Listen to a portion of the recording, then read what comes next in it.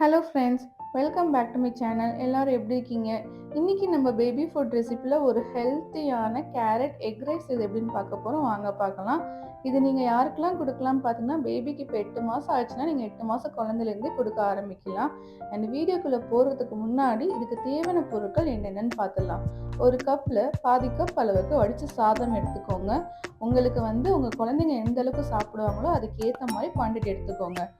அது கூட ஒரு முட்டை, கொஞ்சமாக கொத்தமல்லி இலை, அரை தக்காளி, ஒரு மீடியம் சைஸ் வெங்காயம், 2 பல் பூண்டு, ஒரு மீடியம் சைஸ் கேரட் எல்லாம் கட் பண்ணி எடுத்துக்கோங்க. கேரட்டை மட்டும் துருவிக்கோங்க. எக்கு 1 கொடுத்தா போதும், அதுக்கு மேலே கொடுக்க தேவையில்லை.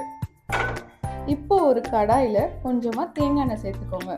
உங்களுக்கு தேங்காய் எண்ணெய் வேணான்னா நீங்கள் நல்லெண்ணெய் இல்லைன்னா கடலெண்ணெய் கூட சேர்த்துக்கலாம்.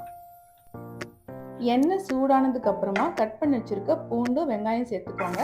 நல்லா வதக்கிக்கோங்க.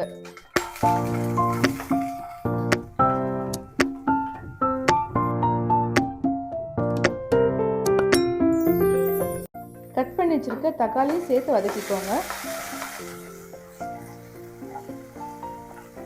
இப்போ கேரட் சேர்த்துக்கோங்க.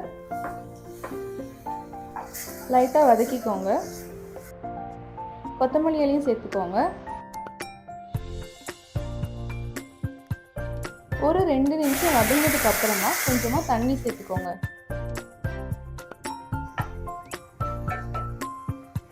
இப்போ முட்டையை உடைச்சி சேர்த்துக்கோங்க. முட்டையை அப்படியே உடைக்காதீங்க, ஒரு கிண்ணத்தில் உடைச்சிட்டு அதுக்கப்புறமா சேர்த்துக்கோங்க. நல்லா கிண்டி விட்டுக்கோங்க, இல்லைன்னா அடி பிடிச்சிக்கும். இப்போ கொஞ்சமாக தண்ணி சேர்த்துக்கோங்க. கொஞ்சமாக உப்பு, கொஞ்சமாக மஞ்சள் தூள் சேர்த்துக்கோங்க. குழந்தைக்கு 1 இயர் ஆகலைன்னா உப்பு சேர்க்காதீங்க, மஞ்சள் தூள் மட்டும் கொஞ்சமாக சேர்த்துக்கோங்க. நல்லா மிக்ஸ் பண்ணி விட்டுக்கோங்க. இப்போ வடிச்ச சாதத்தை சேர்த்துக்கோங்க. உங்களுக்கு வேணும்னா கொஞ்சம் தண்ணி சேர்த்துக்கோங்க.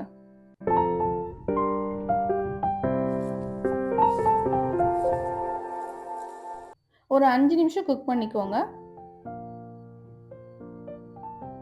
போதும், இப்போ அடுப்பை ஆஃப் பண்ணிடலாம். அவ்வளோதான், நல்ல ஹெல்த்தியான கேரட் எக் ரைஸ் ரெடி ஆயிடுச்சு. இந்த ரெசிபி செஞ்சு பாருங்கள். சாப்பிடாத குழந்தைங்களும் விரும்பி சாப்பிடுவாங்க. இந்த வீடியோ உங்களுக்கு பிடிச்சிருந்தா லைக் பண்ணுங்கள், ஷேர் பண்ணுங்கள், கமெண்ட் பண்ணுங்கள். மறக்காமல் என்னோடய சேனலை சப்ஸ்கிரைப் பண்ணுங்கள். நம்ம நெக்ஸ்ட் வீடியோவில் வேறு ரெசிபியோடு பார்க்கலாம். அண்ட் இந்த ரெசிபி செஞ்சு பார்த்துட்டு எப்படி இருக்குங்கிறத கமெண்ட் பாக்ஸில் கமெண்ட் பண்ணுங்கள். தேங்க்ஸ் ஃபார் வாட்சிங்.